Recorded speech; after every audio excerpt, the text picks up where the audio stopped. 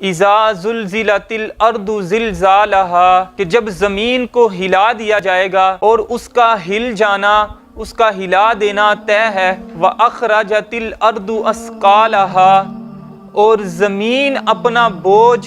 باہر نکال پھینکے گی۔ وَقَالَ الْإِنسَانُ مَا لَهَا، اور انسان کہے گا کہ تجھے کیا ہوا، اے زمین تجھے کیا ہوا کہ تو اپنا آپ باہر پھینکے جاتی ہے۔ یومئذ تحدث اخبارها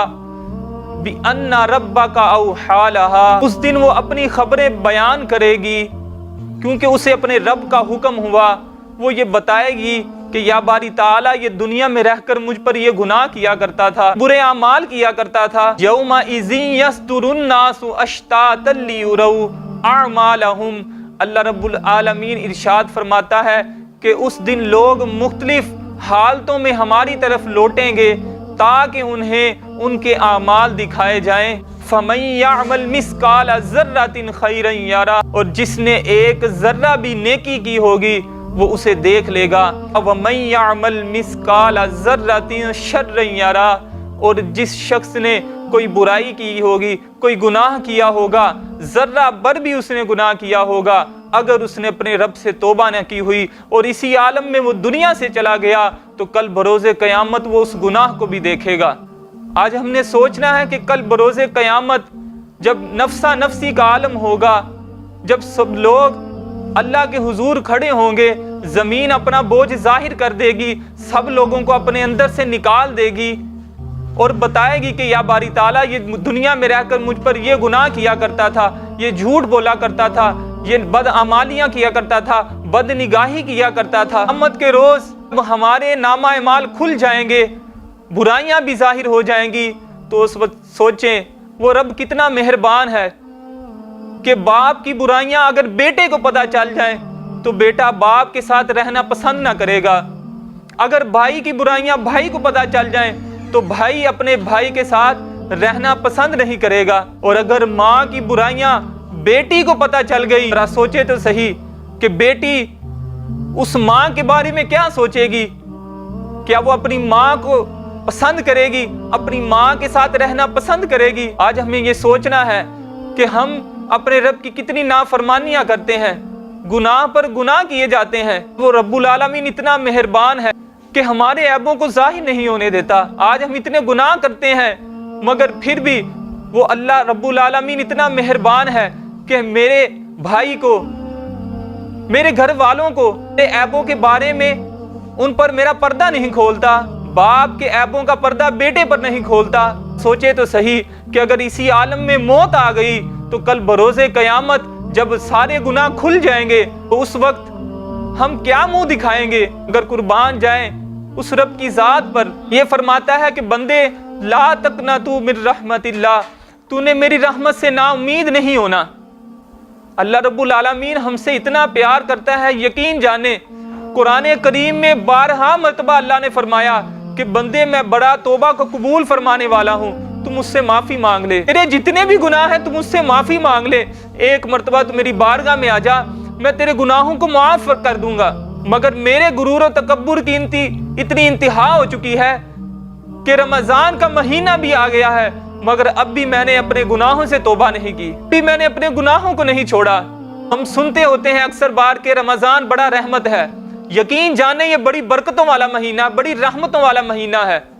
بڑے لوگ ایسے ہیں کہ اب تک بھی انہوں نے گناہوں کو نہیں چھوڑا۔ قربان جائیں کہ اس رب کی رحمت دیکھیں، اس نے ان کے دل کو ایسا کر دیا کہ اس مہینے میں ان کے موبائل کے جو سٹیٹس ہے وہ بدل گئے، کہ موبائل میں واٹس ایپ کی جو ڈی پیاں ہیں وہ بدل گئی۔ ہم دیکھتے ہیں، آپ دیکھتے ہیں کہ جب جیسے ہی یہ مہینہ شروع ہوتا ہے لوگوں نے جو نازیبا تصاویر اپنی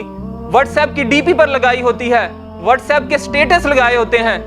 اور رمضان کی رحمتیں اور برکتیں دیکھیں کہ ان کی یہ ڈی پیاں بدل جاتی ہیں، ان کے سٹیٹس بدل جاتے ہیں۔ مگر ہم نے یہ سوچنا ہے کہ ان لوگوں کے تو سٹیٹس بھی بدل گئے، کیا پتہ ان کے دل بھی بدل جائیں، مگر میں نے یہ سوچنا ہے کہ میرا دل کیوں نہیں بدل رہا؟ ہر رمضان کی طرح میں اس رمضان میں بھی گناہ کر رہا ہوں،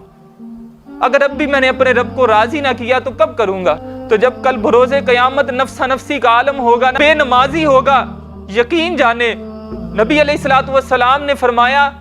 کہ جو دنیا میں رہ کر جان بوجھ کر نماز چھوڑتا رہا، نمازوں کو قضا کرتا رہا، اپنے رب کی نافرمانیاں کرتا رہا، وہ کل بروز قیامت جو اللہ رب العالمین کے دشمن ہوں گے ان کی صف میں کھڑا ہوگا، دشمنان خدا ہوں گے ان کی صف میں کھڑا ہوگا۔ حدیث پاک کے الفاظ ہیں، نبی علیہ الصلوۃ والسلام نے فرمایا کہ وہ فرعون کے ساتھ کھڑا ہوگا، فرعون کی صف میں کھڑا ہوگا۔ مگر قربان جائیں اللہ رب العالمین کتنا ہم سے پیار فرماتا ہے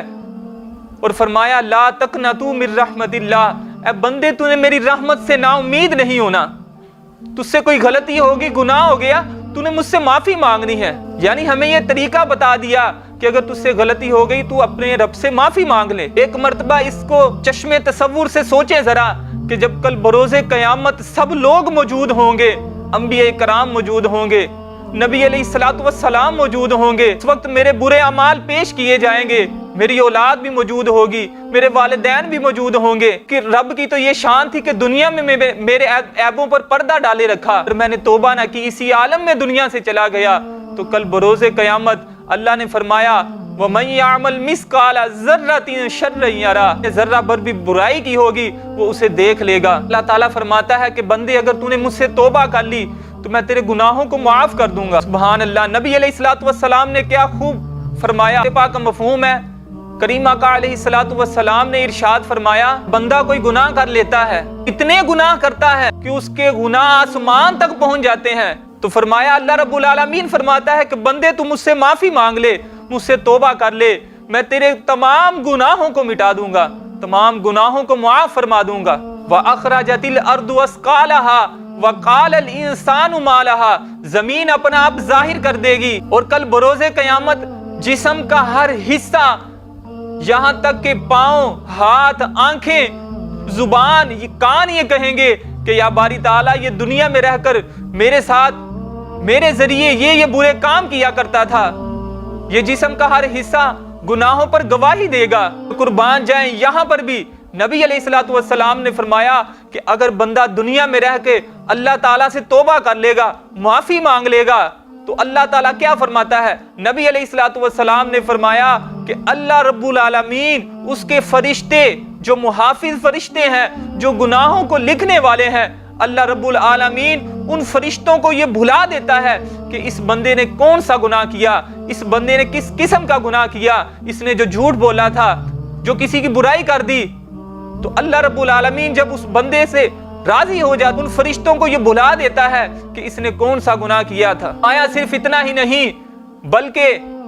زمین کے جس ٹکڑے پر اس نے گناہ کیا ہوتا ہے، جس جگہ پر اس نے گناہ کیا ہوتا ہے، اللہ رب العالمین اتنا مہربان ہے، اتنا رحم فرمانے والا ہے، زمین کے اس ٹکڑے کو اللہ رب العالمین فرماتا ہے کہ میں مٹا دوں گا، لیکن بندے تو میری بارگاہ میں آ جا، آنوں میں میری بارگاہ میں جھک جا،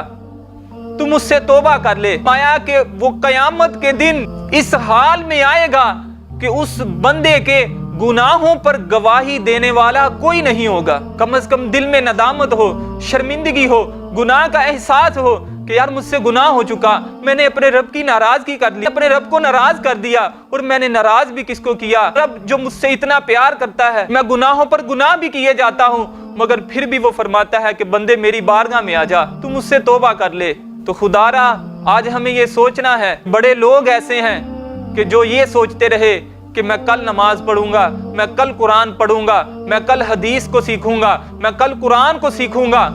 میں کل جھوٹ بولنا چھوڑ دوں گا، میں کل گناہوں سے بچ جاؤں گا، میں کل بے حیائی چھوڑ دوں گا،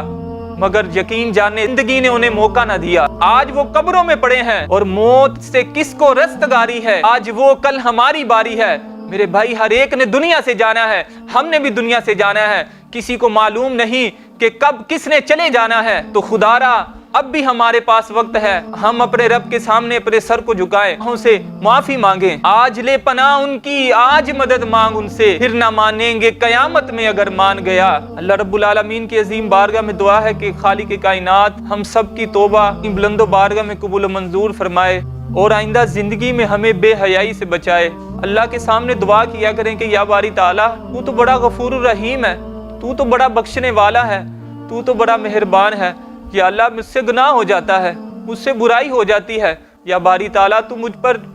رحم فرما، تو مجھے اس سے بچا، رب کے سامنے حاضر ہوں، رب کے سامنے روئیں، اور جو بندہ رو جاتا ہے اللہ رب العالمین اس پر بڑی رحمت فرماتا ہے۔ آج ہمیں رونا نہیں آتا، گناہ کر کے ہمارے دل اتنے سیاہ ہو چکے ہیں کہ ہمیں رونا نہیں آتا۔ دنیا کا کوئی بھی ہمیں نقصان پہنچتا ہے یا اولاد کے حوالے سے کوئی پریشانی آتی ہے تو ہم رونا شروع کر دیتے ہیں، مگر نماز کے رہ جانے پر، قرآن کے رہ جانے پر، حدیث کے رہ جانے پر، قرآن کو نہ سمجھنے پر، حدیث کو نہ سمجھنے پر